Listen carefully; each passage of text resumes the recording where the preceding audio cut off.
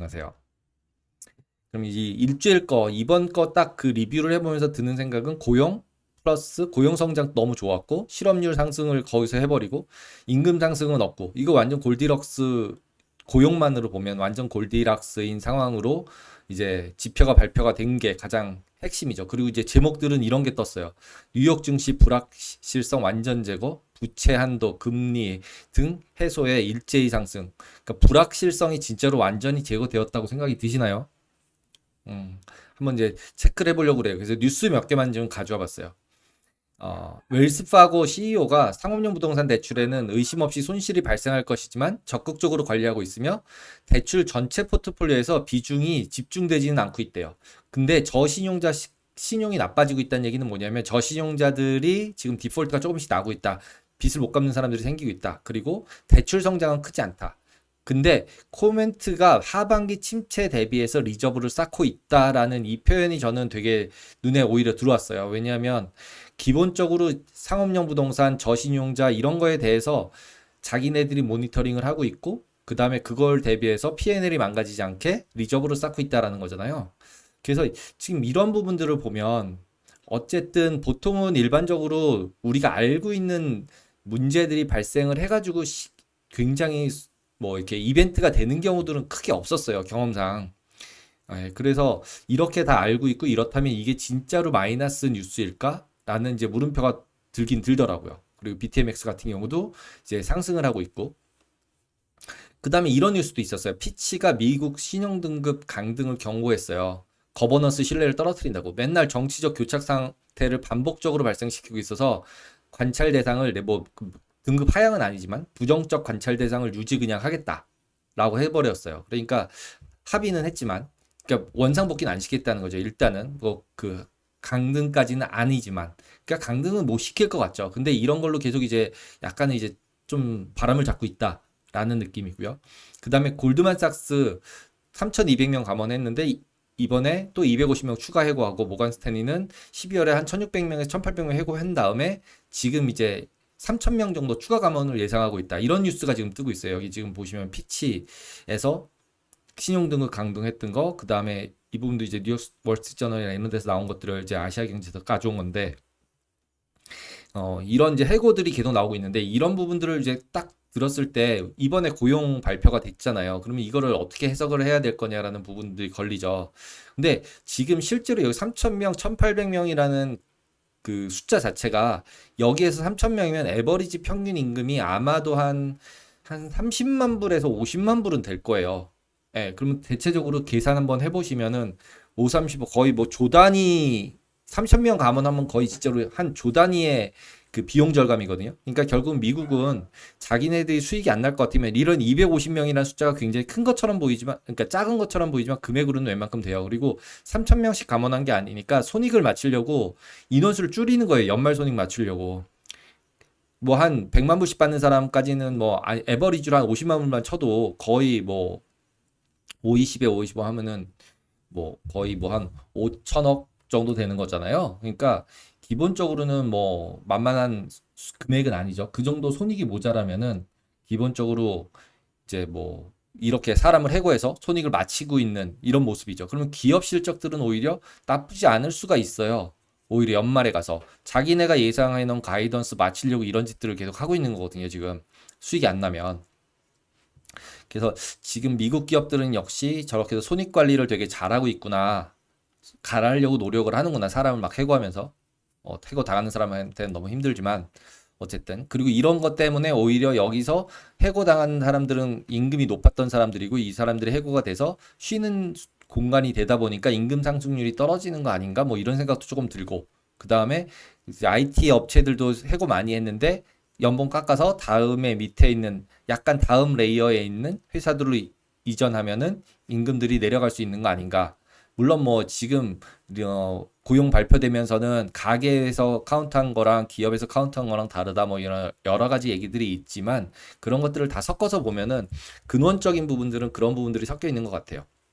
그래서 지금 앞에서 말씀드린 뉴스를 잠깐 생각을 하시면서 얘기를 딱 전체 한 줄을 보면 부채한도 협상 완료되면서 경기 침체가 이제 수면 위로 올라오는 듯 하면서 쭉 빠졌죠. 그러다가 갑자기 이제 지표들이 나오면서 ADP 나오고 그래서 노동 비용은 예상보다 좀 낮아지고 이러니까 임금 안 올라가네 이러면서 이제 위로 올라가기 시작을 한 거죠. 그러더니 금요일 날 맞았어. 그러더니 위로 쭉 뻗어서 이렇게 완전 상승해서 고점을 또 다 뺏긴 최근 고점을 그런 상태가 됐어요. 근데 이번 주에서 가장 핵심적으로 보이는 거는 저는 러셀이에요. 제가 계속 러셀 얘기를 중간중간 계속 드리잖아요. 근데 1번 이 수요일 날 발표됐을 때 러셀이 하락세가 심화되면서 이게 줄줄 빠져버렸어요. 왜냐하면 PMI가 나쁘게 나왔거든요. 이러면서 그러니까 40 나오면서 이제 결국 침체되는 거 아니야? 이러면서 금리 못 올라가 그리고 내려갔다가 대신에 이제 약간 반등을 했어요. 금리는 졸트 나오면서 잡 오프닝 높게 나오니까 이거 금리 인하는 못할 것 같아 그러면서 다시 올리긴 눌러서 이렇게 꺾어진 모습이 됐지만 주식 같은 경우는 침체 우려가 있다 그러면서 내려갔고 그리고 침체 우려 있을 때는 요즘은 비트도 같이 내리잖아요. 그러니까 이제 비트가 내려가고 그러면서 달러 강세되고 골드 강세되고 그러니까 여기 부분도 이제 그래서 이번 주엔 제가 비트도 넣었어요. 최근엔 생각보다 비트가 시장 방향성하고 맞춰서 골드랑 반대로 잘 움직이더라고요. 그래가지고 이번에 넣어봤는데 지금 비트 같은 경우는 지금도 여기서 보시면 노란색이 골드거든요. 골드 올라가고 비트 빠지고 골드 올라가고 비트 빠지고 코릴레이션들이 어느 정도는 이제 맞기 시작하는 것 같아요. 이런 딱 타이밍에. 그러면 펀더멘탈 데이터에 의해서 뭔가 매매를 하고 있는 주체가 생긴 거죠. 이제 확실하게. 기존에는 그랬다 안 그랬다 그랬다 안 그랬다 그래가지고 그냥 안 넣었었는데 이번 주는 너무 확실하게 보여서 이제 비트도 그냥 넣기로 했습니다. 그래서 그리고 이제 지금 뭐 비트 일본이나 이런 데서 지금 그 CDBC가 아니라 그 스테이블 코인 만든다 그러고 뭐 이러고 있어가지고 다시 코인들도 다시 한번 이게 뭐 비트나 이더 정도는 생각해봐야 되지 않나 뭐 이런 생각도 좀 들어요.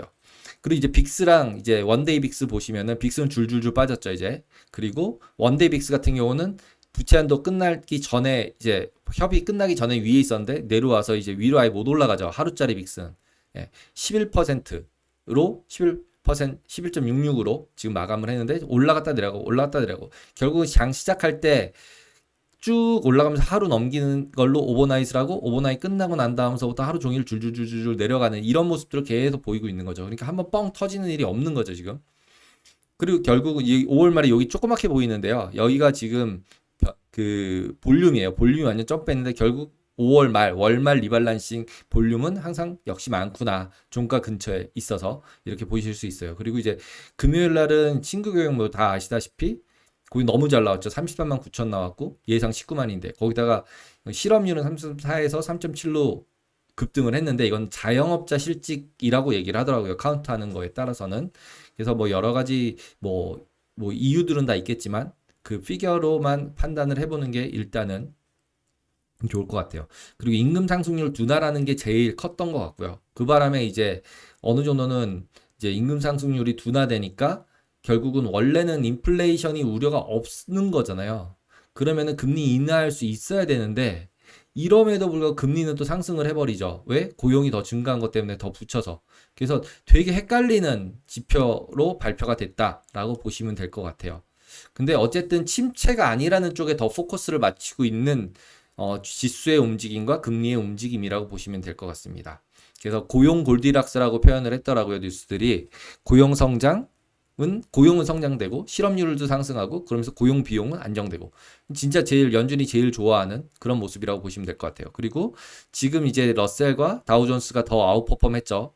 이제 주간으로 보시면은 제일 언더가 나스닥이에요. 그러니까 지금 실제로 이 패턴이 계속적으로 확장된다면 결국은 어느 정도는 상승 추세로 돌아갈 수 있는 그 다음에 기업들 실적이 받쳐주기만 하면은 상승 추세로 완전하게 이제 자리를 굳힐 수 있는 지금 이제 그 데드캣 바운스 그러니까 하락 추세 안에서 반등이 아니라고 우길 수도 있는 상태로 돌 수도 있다는 뜻이죠. 지금 이렇게 돌아가는 거는. 그래서 잘 봐야 될 것 같아요. 그리고 이제 외환 시장이나 이런 부분에서는 지금 보시면은 위아래로 많이 섞이고 있어요. 환율 같은 경우도 기본적으로 올라간 거 내려간 게 막 섞이고 있어요. 그 다음에 금리 같은 경우도 보시면은 계속적으로 어느 정도는 이제 하락세로 내려가다가 금요일 날 쫙 올리는 상태에서 끝냈고 그래서 쭉 보면은 중국을 커머디티 관련들을 제가 여기다 쭉 올려드리고 있잖아요. 그래서 구리, 그 다음에 밀, 그 다음에 천연가스, 그리고 유가예요. 여기 회색같이 생긴 게 유가, 그 다음에 그 구리 색깔 같이 생긴 황금 색깔 같이 구리 색깔 같이 생긴 구리, 그 다음에 노란색이 밀, 그 다음에 파란색이 가스예요. 그래서 가스가 보시면은 9.97%가 빠졌어요. 이게 결국은 가스 값이 빠져가지고 결국은 전반적으로 유럽에서 인플레이션들이 확실하게 낮아지는 거에 도움을 주고 있겠구나. 유가 내려간 것도 있고요. 예.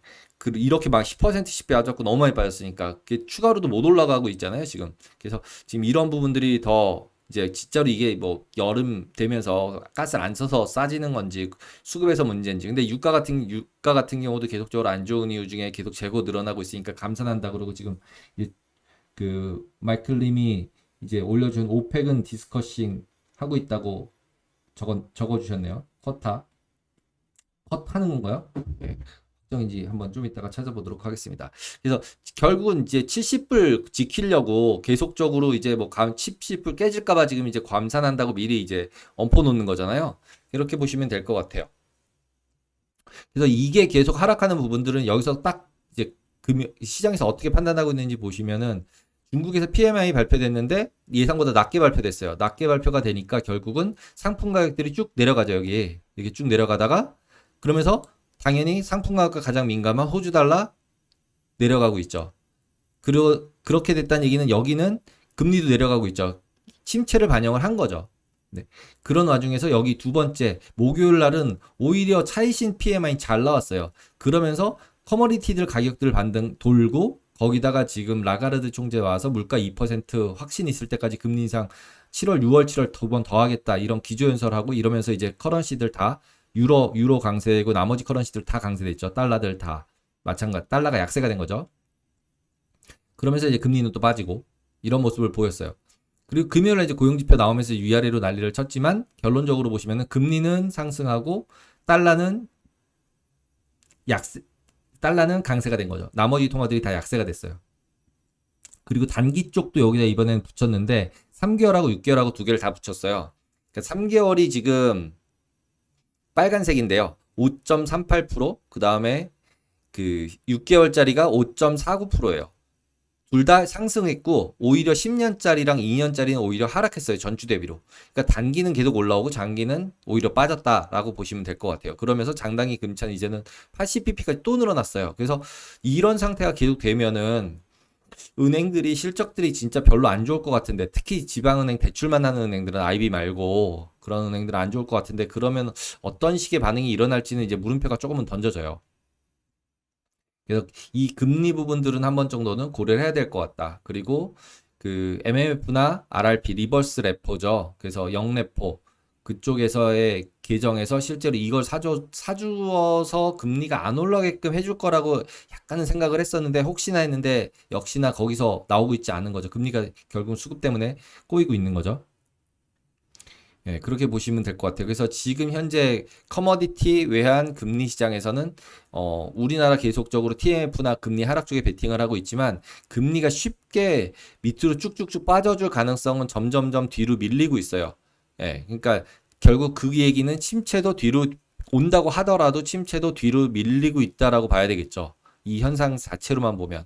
그 다음에 커머디티나 이런 것들은 바닥을 받쳐주고 있고 빠진 상태가 유지되고 있으니까 결국 인플레이션 우려를 완화시켜주는 요인으로 작용을 하고 있고 그 다음에 이제 환 부분 같은 경우는 이번 주에 이제 무역 수지 발표되는데 결국 전 계속 중국 얘기를 드리잖아요. 그래서 중국이랑 미국이랑 뭔가 화웨이 제스처나 아니면 수출 수입이 되게 좋게끔 해결이 되면은 전반적으로는 진짜로 약간은 불리시한 쪽으로 볼 수도 있는 상황으로 돌아가고 있는 것 같아요. 그리고 이제 테슬라가 이번에 또 눈에 확 띄었죠. 15.9% 일주일 동안에. 결국 이제 머스크가 중국 가서 친중으로 바뀌는 거냐. 모델 3, FSD, 자율주행, 그다음에 로봇 모든 걸 다 들고서 갑자기 인공지능 하는 거 아니냐. 뭐 이러면서 얘기까지 나오면서 그냥 급등을 해버렸어요. 그래서 나머지 뭐 이렇게 엔비디아가 조금 덜 올랐어도 어느 정도는 나스닥은 어느 정도 받쳐준 한 주였다고 보시면 될 것 같아요. 그리고 다우존스 한번 보면은 지난주랑은 완전 반대스럽게 완전 시퍼레졌죠. 초록색으로 싹 바뀌었어요. 지난주에는 빨간색이 훨씬 더 많았잖아요. 그래서 전체적으로 다 바뀌었다. 그래서 플러스 존으로 돌면서 다우가 아웃퍼폼했다. 근데 이 와중에 지금 있는 건 JP 같은 데가 3.2%인데 회장님이 대통령 출마할지도 모른다 그러더라고요. 다이먼. 예, 근데 어쨌든 이제 그 JP도 상승세. 골드만은 좀 빠졌죠. 이제 아까도 말씀드렸지 뭐 감원하고 뭐 이런 걸 통한다는 얘기는 실적이 별로 안 좋다는 얘기겠죠. 예, 그러면서 지금 빠졌지만 그래도 금융주가 포지티브로 돌기 시작했다. 디즈니도 좀 돌기 시작했고, 예. 그런 상태가 돌아보다 보니까 다우존스도 어느 정도 상승을 했고, 거기 메이저는 결국 애플이 상승세로 돌았기 때문에 비중 부분이나 이런 것들 때문에 있어서 상승세 부분으로 좀 어느 정도 이제 그 나스닥보다는 플러스를 낼 수 있는 요인이었다라고 보시면 될 것 같아요. 그리고 지난주에 앞에서 보여드린 것 지표들 대부분 따라서 잘 움직인 것 같고, 이번 주는 그럼 이제 집값들 계속 이슈들이 있었는데, 집값들은 어땠냐면 이제 컨센서스 마이너스 1.6이었는데 1.1이니까 생각보다 예상보다는 집값이 그렇게 많이 뭐 떨어진 건 아닌 거죠. 좀 이제 하락세 둔화 뭐 이렇게 봐야 되고, 프리비어스에서는 이렇게 이제 뭐 여기서 이거 대비 이거니까, 그러니까 그 컨센서스 대비로 따졌을 때로 보는 거니까 1.1 마이너스긴 하지만 괜찮다. 그리고 MOM으로 보면 1.5%가 올랐어요. YOY 지난번에가 너무 높았었던 거니까 좀 떨어진 것처럼 보이지만 MOM으로 1.5% 올랐다. 왜냐하면 여기서 지금 0.4%에서 1.5%로 오른 거죠. 컨센보다는 훨씬 잘 나온 거잖아요. MOM 자체가. 그러니까 제가 요즘은 어쨌든 지난해가 너무 헷갈리기 때문에 MOM으로 계속 보셔야 된다고 말씀을 드리잖아요. 그래서 MOM 보시면은 많이 올랐다. 근데 컨슈머 컨피던스도 또 좋았다. 근데 매니팩처링은 안 좋네. 이렇게 되는 거죠. 지금 25 예상인데 29 마이너스니까. 예. 그래서 이런 게 이제 앞에서 얘기했듯이 나오면서 침체기 나오면서 빠졌던 거죠. 그리고 나서는 전체적으로 PMI 중국들은 나쁘게 나오면서 중국들은 이제 나쁘게 보고 XX 쳤죠. 예상보다 낮게 나온 것들이니까 계속 침체 우려들이 있다라고 나오면서 오히려 금리 이제 뭐 인하하지 않냐, 부동산 정책 풀어주고 뭐 이런 것들이 계속 나오고 있죠. 그러면서 잡 오프닝 나오면서 아까 말씀드린 돌렸고, 잡 오프닝 자체가 이제 9밀리언에서 10밀리언으로 넘어갔죠. 더 많아지는 거죠. 지금 잡 오프닝 자체가. 이것도 왜 많아지는지 조금 물음표긴 한데, 그러니까 뭐로 나누느냐에 따라서 계속 이제 뭐 복잡해질 수도 있겠지만, 지금 현재 상태로 봐서는 해고되는 부분들, 그다음에 저는 그 이민자들이 들어와가지고 어느 정도 메꿔져서 잡 오프닝도 줄어들 거라고 생각했었는데, 저것도 이제 움직이는 걸 좀 봐야 될 것 같아요. 그리고 카이신은 이제 49.5였는데 50.9로 그래도 약간 좋아지는 쪽으로 돌았죠. 여기서는 나빴었는데, 예, 수요일 날은 ADP도 또 높게 나오고, 그 다음에 레이버 유닛 코스트도 6% 예상했는데 4.2% 낮게 나왔죠. 예상보다는 전달보다는 높지만, 그리고 매니팩처링 PMI는 또 나쁘게 나왔어요. 예. 그렇기 때문에 지금 이런 부분들이 어느 정도 그 시장에서 다 반영이 되고 있다라고 지나왔다가 금요일 날 실질적으로 난팜이 나오면서 다 확정. 그 실업률도 어느 정도는 높아지고, 그 다음에 고용은 더 좋아지고, 그 다음에 에버리지 아워리 어닝도 오히려 똑같고, 예상은 0.4, 0.3이었는데 그것보다 이제 조금 낮은 형태니까 높아지진 않았다는 거죠, 예상보다. 그렇게 해서 파지티브하게 다 반영하면서 장을 완전히 끌어올렸죠. 이제 침체는 안 날 수도 있겠어, 이런 거죠.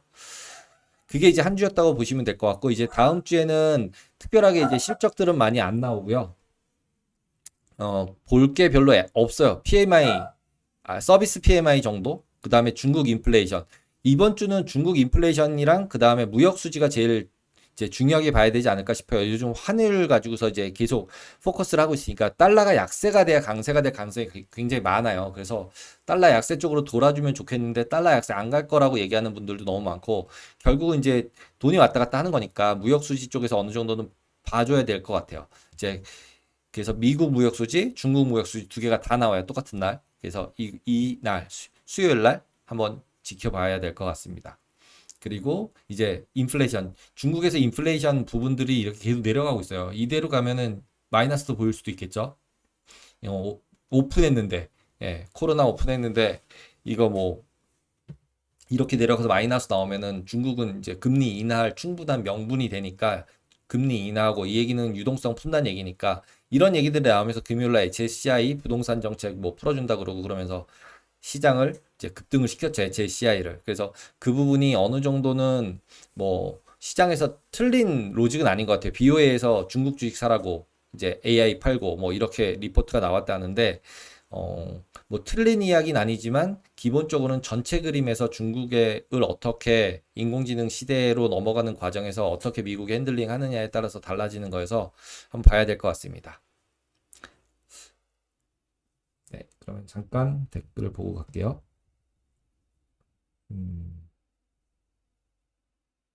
네, 제이미님.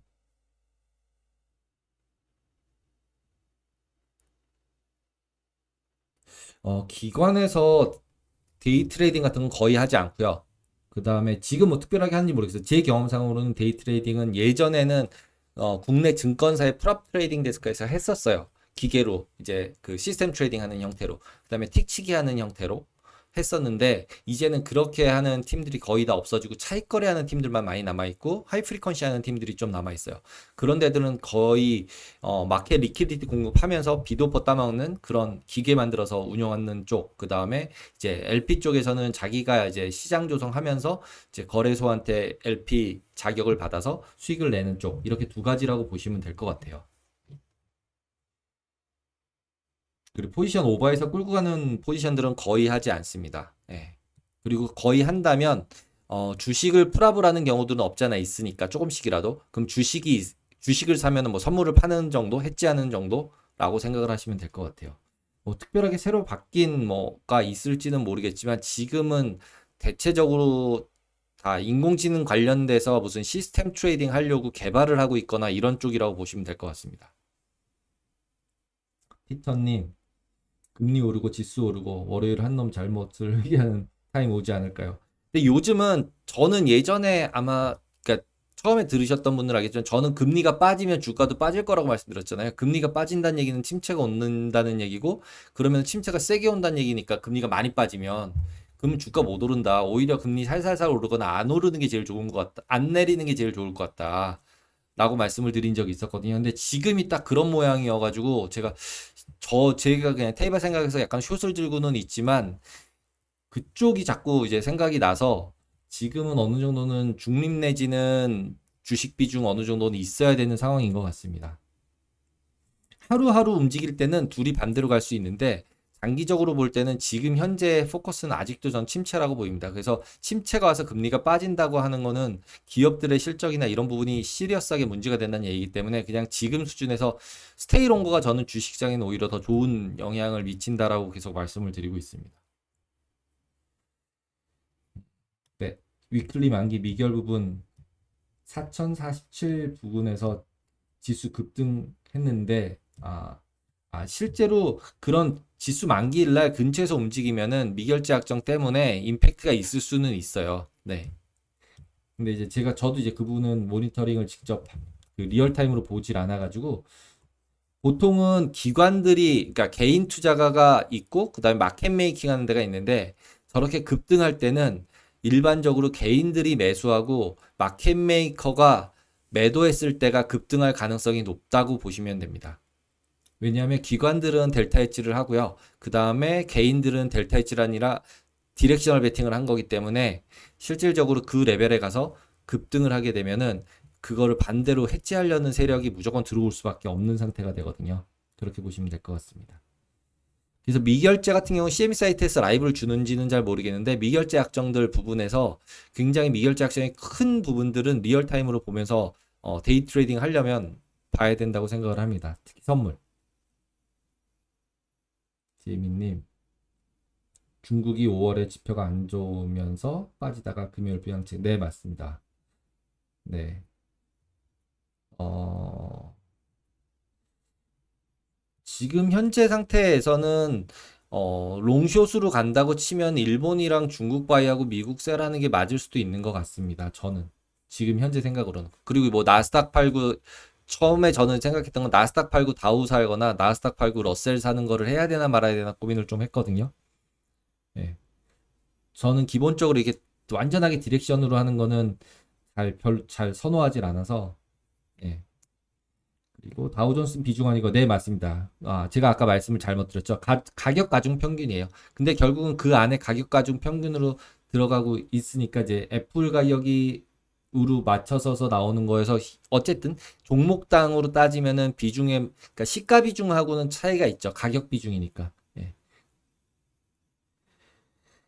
리님, S&P도 쇼청산 아닐까요? 쇼청산이라기보다는 해지를 어나인드 하는 경우들이 있는 것 같아요. 그 지난주에 말씀드렸듯이 해지한 부분을 커버하는 거. 예. 그러니까 숏 커버를 하는데 그게 해지한 물량일 것 같아요. 그거를 오히려 그냥 신규 매수라기보다는 지금 그냥, 예, 숏 청산일 것 같다는 생각도 듭니다. 저도 리님과 동의합니다.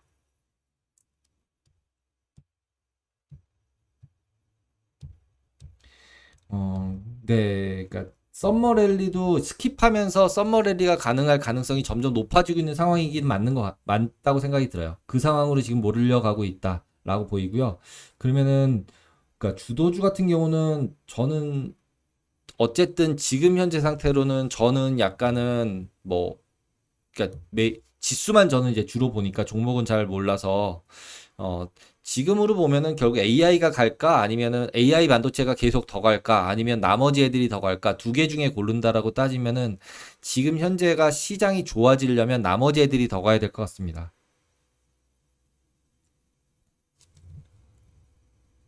나스닥 100 선물 RSI 100 넘었는데 과매수 넘어서 초과매수 상태인데 헤지펀드 더 롱가할 수 있을지. 아, 박운롱님. 지금 헤지 펀드들이라기보다는 CTA들인 것 같아요. 지금 테크니컬 트레이딩 하는 데나 퀀터티브 트레이딩 하는 데서는 에셋 얼로케이션을 할 거고 에셋 얼로케이션을 하다 보면 변동성이 떨어지면 비중이 점점 높아지거든요. 그러면서 매수가 더 들어오는 퀀트 펀드들도 있는 것 같아요. 퀀트 에셋 얼로케이션을 하면 보통은 이제 리스크 리워드를 계산해 가지고 리스크가 적어지면 비중이 그러니까 변동성이 적어지면 비중이 많아지고 뭐 이런 식으로 계속 얼로케이션이 바뀌거든요. 큰 로직은 그러면은 기본적으로 변동성이 떨어지니까 주식 매수가 늘어나고 주식 매수가 늘어나니까 장이 오르고 장이 오르니까 또 변동성 떨어지고 이게 지금 턴오버가 계속 돌면서 퀀트 펀드들이 계속 매수가 들어와서 지금 뭐 장을 바쳤다 뭐 이런 얘기도 나오잖아요. 그래서 그냥 펀더멘탈 롱온리나 이런 데들은 계속 네거티브하게 와가지고 선물 숏 들고 가고 있고 뭐 이런 상황인데 어 그래서 그게 최대다. 그다음에 주식 비중 뭐 최대한 낮춰놨다. 현금 비중 높다. 뭐 이렇게 계속 얘기하고 있잖아요.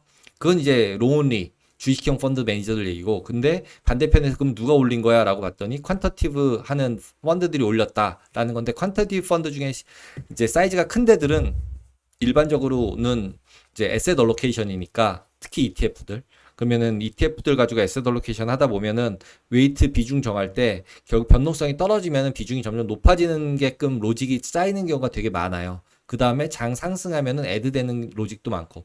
그러니까 그런 것들이 섞여져서 퀀트 펀드들이 매수했다는 거에 대해서는 저는 충분히 동의가 되고요. 그런 상태이기 때문에 그런 퀀트 펀드들이 생각보다 RSI 이런 거 잘 안 보는 경우들이 많아요. CTA들은 RSI나 아니면은 어버보트, 어버솔드, 뭐 MACD 이런 거 열심히 보지만 퀀트 펀드들은 오히려 팩터 투자를 하고 있기 때문에 기본적으로 테크니컬을 많이 쓰지는 않는 것 같아요. CTA처럼. 그래서 그런 부분들 때문에 기본적으로는 어느 정도는 빠지면 더 들어오고 빠지면 더 들어오고 여기서 실제로 변동성이 커지면 대신에 숏이 한 번에 더 나올 수도 있는 거죠. 변동성이 커지면 비중을 줄이라고 나오니까. 그래서 그런 부분들에 대해서는 한 번 정도는 이제 그런 위험들은 충분히 있다라고 생각은 하셔야 될 것 같아요. 근데 현재 상태는 이유는 이제 그것 때문에 올라온다. 라고 보입니다. 그래서 더 롱 가는 부분들은 자금이 어떻게 들어오느냐 안 들어오느냐의 차이일 텐데요. 보통 이제 지금 현재 상태로는 솔직히 저도 잘 그 부분에 대해서는 더 들어올 거냐 안 들어올 거냐 이 부분에 대해서는 정확히 뭐라고 답변 드리긴 어려울 것 같습니다. 동행님, 미국은 한국과 달리 회계연도가 6월 말부터라 지금부터 펀드 매니저 수익 확정한다고 들었는데 아, 그 지금 실제로 그 회계연도 가지고서 돌리는 거는 거꾸로 매매라는 데들도 되게 많아요. 그걸 가지고 이제 컨트레리안 형태로 해가지고 그날 이제 뭐 예를 들면 인덱스 투자하는 데들에서 리발란싱 할 때 아비트러지 하겠다고 들어오는 데들 또는 저렇게 6월 리발란싱 하는 거 받아먹겠다고 들어온 데들 막 섞여 있기 때문에 그거를 갖다가 굉장히 규칙성을 가지고 있다 이렇게 보실 필요는 저는 별로 없다고 생각을 합니다.